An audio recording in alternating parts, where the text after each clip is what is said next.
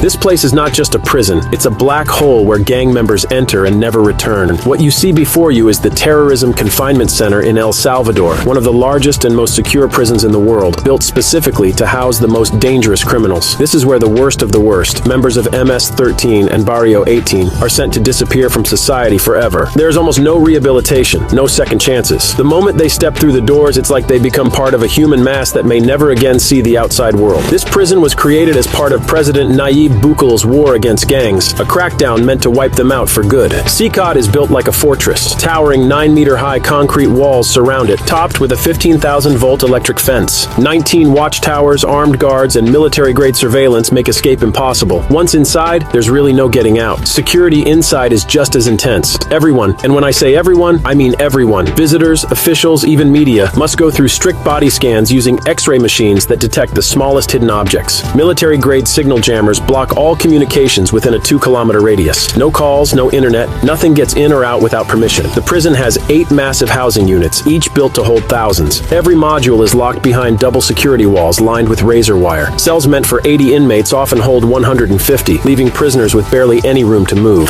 Stripped down to white shorts and slippers, they sit shoulder to shoulder on the cold floor, waiting to be processed. There's no comfort here. No mattresses, no pillows, just steel bunk beds stacked 4 high. No running water in the cells. Prisoners must rely on a single blue barrel for drinking and washing. Over 100 inmates share 2 toilets and 2 sinks, forced to bathe in the same spot where they relieve themselves. Hygiene is barely maintained, and medical care is almost non-existent. Prisoners spend 23 hours a day locked up, constantly watched by guards. The prison is always brightly lit, so there's no darkness, no privacy, and nowhere to hide. They only leave their cells for court hearings or for punishment in solitary confinement, which is a small, pitch-black cell where they lose all sense of time. Meals are just enough to keep them alive. Breakfast is the same every day. Beans, rice, and a hard-boiled egg. Lunch and dinner consist of plain rice and pasta with a sugary drink. They eat with their hands, cleaning their plastic trays before returning them. Any resistance is met with brutal force. Guards patrol with rifles and batons, ready to strike at any sign of disobedience. These inmates were once the most feared criminals in El Salvador. Their bodies are covered in tattoos, with each mark telling a story of bloodshed. Some have killed so many they've lost count. One gang leader, known as Psycho, admitted to ending over 50 lives, not because he wanted to, but because he had to. Killing was part of his initiation, a requirement for power. Now, he is just another nameless prisoner in a sea of lost souls. In March 2022, Bukele declared a state of emergency and launched a massive crackdown. Over 70,000 people were arrested in months, dragged from the streets, and thrown behind bars. Salvadorans finally felt safe again. There was no more extortion, no more murders. The country's homicide rate, which was once among the world's highest, dropped dramatically. Bukele declared victory, saying criminals would never again terrorize his people, and he was true to his words. To most Salvadorans, Bukele is a hero. His approval ratings are sky high, and the majority support his tough stance.